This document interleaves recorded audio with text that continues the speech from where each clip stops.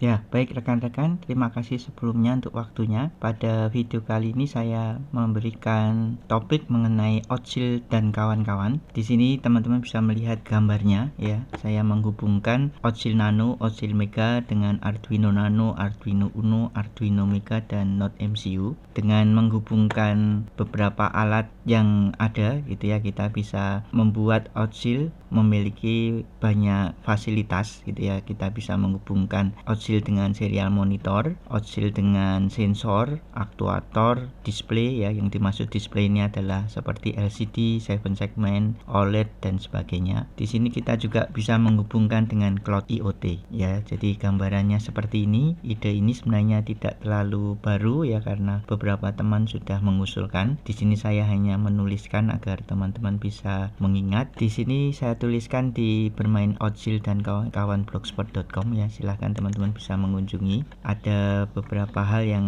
saya tuliskan di sini. Ada 6 tahapan untuk menerapkan ide ini. Yang pertama, saya membuat serial monitor bisa menampilkan data. Kemudian saya membuat agar kita bisa mengirimkan data dari serial monitor ke Ocil. Kemudian kita bisa menambahkan penampil data. Ini seperti LCD, 7 segment dan OLED dan mungkin beberapa penampil lainnya yang ada di pasaran. Dan kita bisa menambahkan sensor yang bermacam-macam ya. Kegunaan Arduino di sini karena fasilitas library-nya cukup banyak ya, sehingga kita mudah untuk menghubungkan sensor-sensor yang ada di pasaran dengan lebih mudah kalau menggunakan Arduino ya. Kemudian kita bisa menambahkan aktuator ya. Ini adalah motor seperti motor stepper, motor servo dan lain-lain. Saya yakin Ocil masih terus berkembang, fitur-fiturnya ditambah ya. Untuk menunggu sampai nanti fasilitasnya sudah lengkap, kita bisa menggunakan alternatif ide ini ya. Berikutnya kita bisa menambahkan Cloud IoT dengan menggunakan tambahan Node MCU ya. 1 sampai 6 ini akan saya sajikan dalam beberapa video ya. Untuk video kali ini kita hanya fokus pada menampilkan data ya. Teman-teman bisa buka di serial monitor ini. Oh ya, sebelum saya menjelaskan tentang menampilkan data di serial monitor, bagi rekan-rekan yang belum mengetahui tentang Ocil, teman-teman bisa membuka web resminya ya. Jadi Ocil ini adalah PLC yang dibuat dengan Arduino. Dan hal yang menarik di sini, teman-teman bisa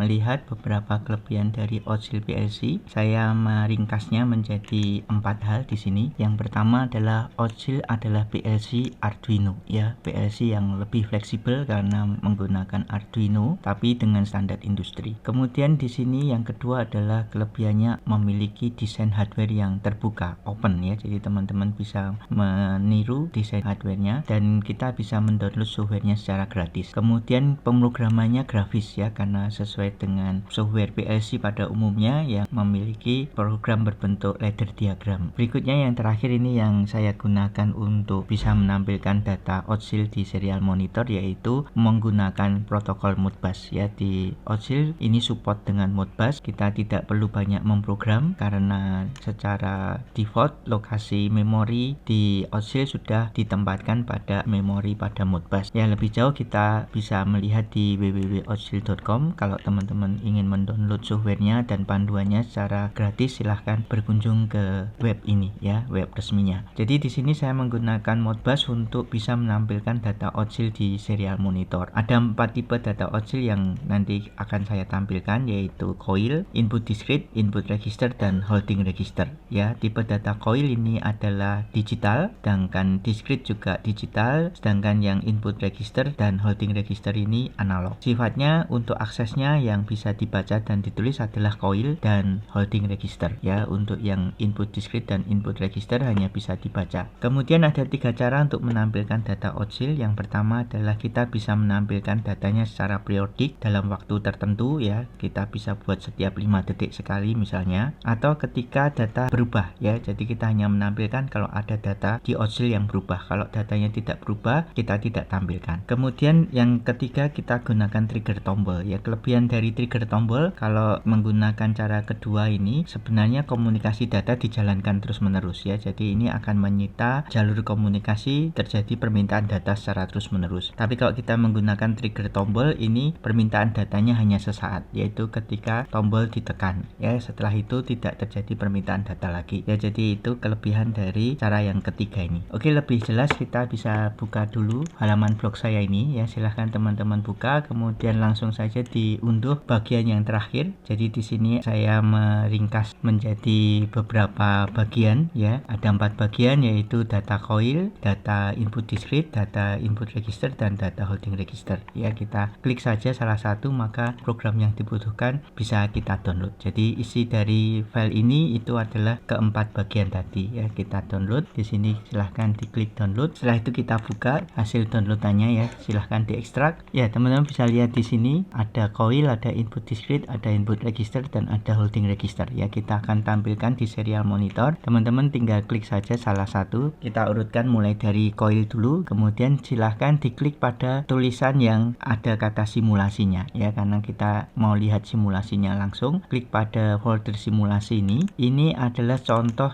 dari tampilan data yang dilakukan secara periodik. Kita tinggal run saja, maka program akan berjalan. Kita lihat di sini tampilannya akan menampilkan secara periodik setiap 5 detik sekali. Jadi di sini terlihat R1 sampai R8 nilainya 0. R ini adalah variabel coil di oscil. Kalau kita lakukan perubahan, ini saya buat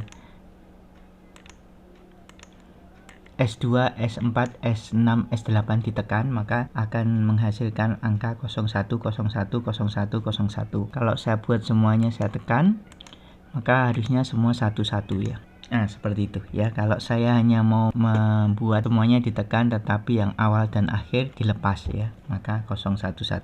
Nah, ya seperti itu. Ya, ini kita matikan. Kita lihat simulasi berikutnya. Di sini ada simulasi tampilan bila beda. Kalau tadi dilakukan secara berulang terus-menerus, ini hanya ditampilkan kalau data di oscil berbeda ya dari yang sebelumnya ya. Kita coba, kita klik 2 kali. Nah, ini saya jalankan. Oke, datanya muncul ya 0001100. Kalau saya tidak melakukan perubahan pada tombol di sini, maka data yang ditampilkan di serial monitor juga tidak ada ya, tidak ada data ditampilkan. Tapi kalau saya melakukan perubahan di sini, kalau saya tekan tombol yang pertama, maka langsung muncul datanya ya. Jadi kalau saya melakukan perubahan baru datanya muncul. Kalau saya lakukan perubahan datanya muncul ya. Jadi kalau tidak dilakukan perubahan data tidak muncul ya. Seperti itu. Ini saya hidupkan lagi. Nah, ini seperti ini ya. Dan ini data tidak ditampilkan kalau tidak ada perubahan pada tombol yang ditekan ya. Jadi kalau tidak ada tombol yang ditekan, maka tidak ada data yang ditampilkan. Oke, ini saya matikan. Kita ikuti simulasi berikutnya. Simulasi tampilan dengan trigger ya. Keuntungan dari simulasi tampilan dengan trigger ini, jalur komunikasi tidak akan sibuk ya, karena hanya sesaat yang digunakan. Kalau menggunakan yang cara kedua, walaupun data di serial monitor tidak tampil, tapi sebenarnya jalur komunikasi saat itu sedang digunakan ya, karena di master akan selalu meminta data dan dilakukan pengecekan apakah data yang sebelumnya sama dengan data yang saat ini diminta. Kalau sama, data tidak ditampilkan. Nah, kalau yang menggunakan ini tombol tampil, ini jalur komunikasi tidak sibuk ya. Ini jadi kalau tombolnya tidak ditekan, maka tidak muncul data ya. Tapi kalau saya menekan tombolnya baru muncul data. Ini kalau saya tekan 3 ini ya, jadi 000111100 saya tekan, maka menghasilkan tampilan seperti ini. Ini saya tekan 10011101 ya. Ini saya tekan seperti itu ya. Jadi ini kita bisa lakukan tampilan data hanya ketika tombol ditekan saja ya, hanya sesaat. Berikutnya terakhir kita gunakan komunikasi RS485. Jadi saat ini yang saya gunakan masih RS232 ya, karena hanya 2 komponen. Kalau mau lebih dari 2 komponen, maka kita menggunakan komunikasi RS485. Contohnya adalah di sini ya, di coil, kemudian ini ya, simulasi tampilan bila beda dan menggunakan komunikasi RS485. Kita klik, kita jalankan. Nah, ini kalau saya jalankan, maka di sini terlihat ada oscil nano, kemudian ada oscil mega, kemudian ada Arduino nano. Arduino nano ini sebagai master dan oscil nano ini sebagai slave 1, oscil mega sebagai slave 2. Di sini data ditampilkan kalau tidak terjadi perubahan data maka serial monitor tidak menampilkan data. Ya, jadi ini saya belum melakukan pengubahan maka di sini tidak tampil. Tapi kalau saya melakukan pengubahan, misalnya yang S1 ini tombolnya saya lepas, maka akan muncul data di sini ya, 011100. Begitu pula kalau saya melepas tombol S2 maka terjadi perubahan ya. Saya lepas tombol S3 maka menjadi 00011100. Begitu juga untuk yang Oscillmega. Di sini Oscillmega memiliki 16 input dan 16 output. Kalau saya lakukan pengubahan di T1 ini sebenarnya adalah S1, cuma di Proteus itu tidak diperkenankan memiliki label nama yang sama, sehingga saya mengganti namanya, harusnya variabelnya S, tetapi karena supaya namanya berbeda maka saya menggunakan variabel T ya. Jadi kalau ini T1 saya lepas maka akan muncul datanya ya. Ini perubahan datanya, tadi sebelumnya adalah 1, sekarang jadi 0. Kalau saya lepas yang T2